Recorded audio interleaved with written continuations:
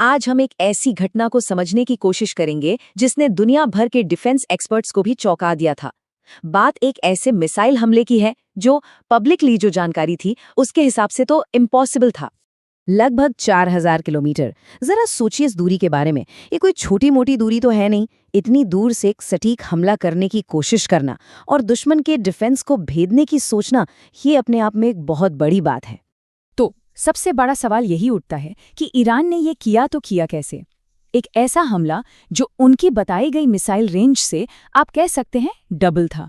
चलिए इस हमले के पीछे की जो टेक्नोलॉजी है और जो पॉलिटिक्स है उसे एक एक करके समझते हैं। तो बात है 21 मार्च 2026 की। आइए जरा और गहराई से देखते हैं कि उस दिन हुआ क्या था जिसने रातों रात जियोपॉलिटिक्स की दुनिया में एक हलचल सी मचा दी। तो हुआ ये कि ईरान से 2 बैलिस्टिक मिसाइलें दागी गईं। टारगेट था डिएगो गार्सिया, जहां अमेरिका और ब्रिटेन का एक जॉइंट मिलिट्री बेस है। अब एक मिसाइल तो रास्ते में ही फेल हो गई और दूसरी को एक अमेरिकी वॉरशिप ने टारगेट करके हवा में ही खत्म कर दिया। तो मतलब अड्डे को कोई नुकसान नहीं हुआ। लेकिन यहाँ असली कहानी हमले के सफल या असफल होने की नहीं है।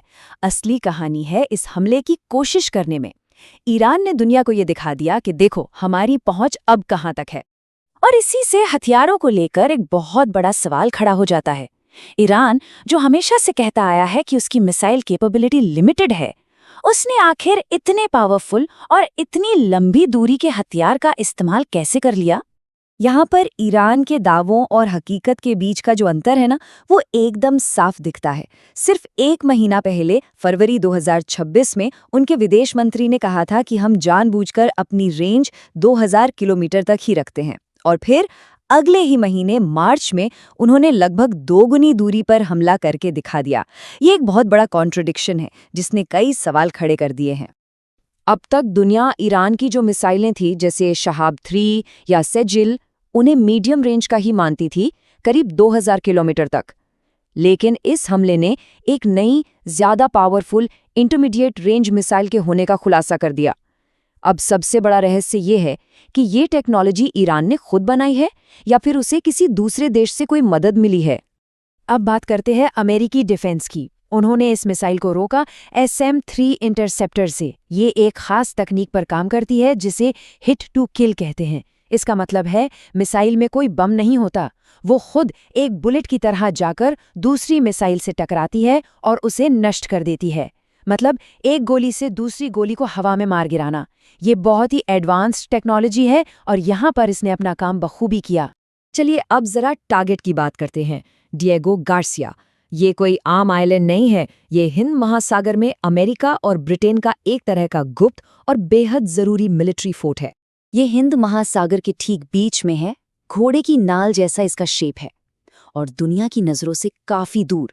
इसी वजह से ये मिलिट्री ऑपरेशंस के लिए एक एकदम परफेक्ट और सेफ जगह बन जाती है।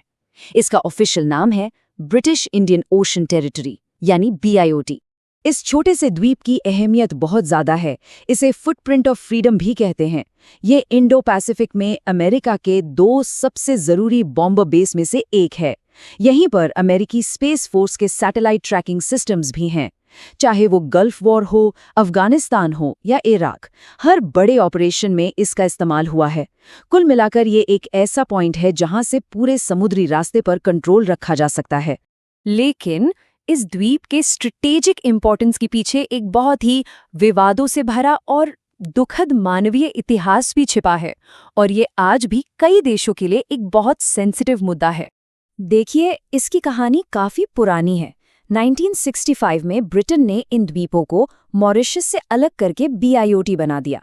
फिर 1968 से 73 के बीच यहाँ के जो मूल निवासी थे, चागोसियन, उन्हें जबरदस्ती वहां से निकाल दिया गया। मामला इंटरनेशनल कोर्ट तक भी गया। 2019 में कोर्ट ने ब्रिटेन के कब्जे को अवैध बताया। आखिर में ब्रिटेन मॉरिशस को आइलैंड वापस देने पर तो राजी हो गया, लेकिन बेस को 99 साल की लीज पर वापस ले लिया। ये एक बहुत ही कॉम्प्लेक्स कहानी है जिसमें मॉरिशस आज भी अपने हक की लड़ाई लड़ रहा है और भारत भी मॉरिशस के दावे का समर्थन करता है। ये आंकड़ा देखिए, लगभग 1500 से 2000 चागोसियन लोगों को सिर्फ इसलिए उनके घरों से निकाल दिया गया था ताकि वहां एक मिलिट्री बेस बन सके। ये उस मानवीय कीमत को दिखाता है जो इस स्ट्रेटेजिक मिलिट्री एसेट के पीछे छिपी है। एक तरफ दुनिया की सबसे बड़ी मिलिट्री पावर्स हैं और दूसरी तरफ उन लोगों का दर्द जिन्हें अपनी ही जमीन से बेदखल कर दिया गया। तो सवाल फिर वही है, इस लंबी दूरी के मिसाइल लॉन्च का असली मकसद क्या था? जाहिर सी बात है, ये सिर्फ एक मिलिट्री एक्शन से कहीं ज्यादा था। पहले एक बार फिर से याद करते हैं कि ईरान का ऑफिशियल दावा क्या था। वो हमेशा से यही कहते आए हैं कि उनका मिसाइल प्रोग्राम सिर्फ डिफेंस के लिए है, किसी पर हमला करने के लिए नहीं। और फिर हम उस दावे के सामने इस हमले की हकीकत को रखते हैं। जो कहा गया और जो किया गया, उसके बीच का ये फर्क बहुत कुछ कहता है। ये दिखाता है कि पर्दे के पीछे कहानी कुछ और ही चल रही थी। और यहीं पर हमें इस हमले का असली मकसद समझ में आता है। ये सिर्फ एक हमला नहीं था, ये दुनिया को एक मैसेज था, खासकर अमेरिका को, कि ईरान की पहुंच और उसकी ताकत अब पहले से कहीं ज्यादा है और अब उसके दुश्मन पूरी तरह से सेफ महसूस नहीं कर सकते। तो हम इस पूरे विश्लेषण को एक आखिरी सवाल के साथ खत्म करते हैं। क्या ये एक घटना ग्लोबल पावर बैलेंस को हमेशा के लिए बदल देगी? क्या ये इस बात का संकेत है कि अब हम एक नई और ज्यादा अनप्रेडिक्टेबल जियोपॉलिटिकल दुनिया में जी रहे हैं? इसका जवाब शायद आने वाला वक्त ही देगा।